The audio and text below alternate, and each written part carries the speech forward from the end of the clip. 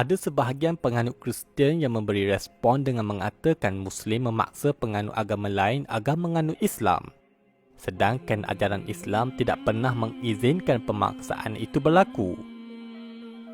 Akan tetapi tidak di dalam sejarah Kristian. Dengan jatuhnya kerajaan Islam terakhir Spanyol melalui penawanan Kota Granada pada 2 Januari 1492, maka tamatlah tempoh hampir 800 tahun penguasaan umat Islam ke atas bumi Spanyol dan bermulalah kembali era pemerintahan Kristian ke atas wilayah tersebut. Pada tahun 1499, Uskup Besar Toledo iaitu Kardinal Francisco Jimenez de Cisneros telah memulakan kempen pemaksaan ke atas umat Islam di Granada supaya menganut agama Kristian dan sesiapa yang tidak mahu menganut Kristian akan diseksa dan dipenjarakan.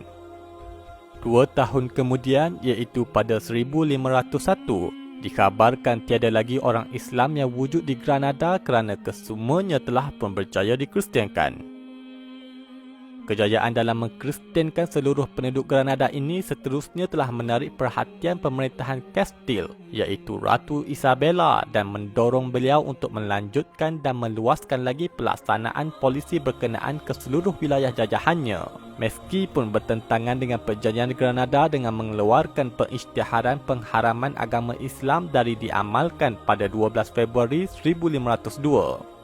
Umat Islam yang tinggal di dalam wilayah jajahan Kastil hanya diberi 2 pilihan, iaitu sama ada menganut Kristian ataupun segera berpindah keluar dari wilayah yang dikuasai Kastil dalam tempoh kurang 3 bulan, iaitu sebelum penghujung bulan April tahun yang sama. Meskipun terdapat pilihan untuk keluar meninggal wilayah Kastil, pilihan tersebut tidaklah benar-benar boleh dilaksanakan kerana terdapat banyak destinasi yang dihalang untuk keluar dari Kastil. Justru ini menyebabkan satu-satunya pilihan yang tinggal adalah menganut Kristian, dan sememangnya itu pilihan yang dikehendaki oleh Ratu Isabella terhadap umat Islam yang tinggal di dalam wilayah jajahannya. Umat Islam yang dipaksa untuk menganut Kristian ini dipanggil sebagai Morisco, dan disebabkan mereka dipaksa, sebahagian besar daripada mereka telah mengamalkan Islam secara tersembunyi dan menzahirkan penampilan luaran sebagai Kristian untuk mengelak daripada dihukum.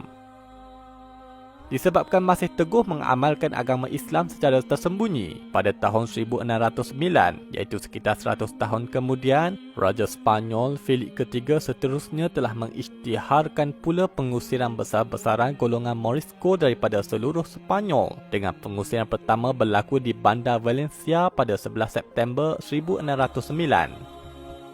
Golongan Morisco yang diusir ini juga telah dipaksa untuk membayar tambang pengusiran mereka sendiri sebagai suatu bentuk penghinaan terakhir kepada mereka daripada pemerintahan Kristian Sepanyol pada waktu tersebut.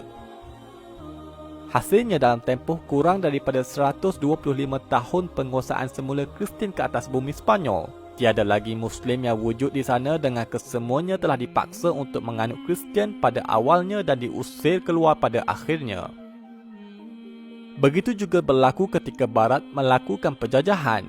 Sekali lagi pemaksaan untuk menganut agama Kristian ini telah dilakukan oleh kerajaan Kristian Spanyol ke atas bangsa-bangsa pribumi benua Amerika. Kesan darinya, agama-agama tradisional benua Amerika lenyap dan agama Kristian menjadi agama utama penduduk Amerika Latin pada hari ini. Dalam Islam telah ditetapkan bahawa meskipun sesebuah pemerintahan Islam itu berjaya menguasai wilayah yang dihuni oleh orang bukan Islam, mereka sama sekali tidak boleh memaksa orang bukan Islam di wilayah berkenaan untuk menganut Islam. Lihat sahaja kepada contoh yang dilakukan oleh Nabi Muhammad SAW dalam Piagam Madinah. Baginda menetapkan keharmonian dalam masyarakat majmuk di Madinah. Dalam Piagam Madinah juga ingin menyatukan masyarakat pelbagai kaum, mewujudkan keamanan di Madinah serta juga merangka persefahaman dengan penduduk bukan Islam, terutama Yahudi. Inilah ketetapan yang diikuti oleh umat Islam. Buktinya agama-agama lama seumpama agama Hindu di India dan agama Kristen Koptik di Mesir masih lagi kekal wujud sehingga ke hari ini, meskipun wilayah geografinya pernah diperintah oleh kerajaan Islam selama beratus-ratus tahun lamanya. Ingatlah kita kepada firman Allah di dalam Al-Quran. La ikraha fid din. Qad tabayyana ar-rushd min al-ghayy. فمن يكفر بالطاغوت ويؤمن بالله فقد استمسك بالعروة الوثقى لا انفصام لها والله سميع عليم. الحليم العظيم الغفور الشكور العليم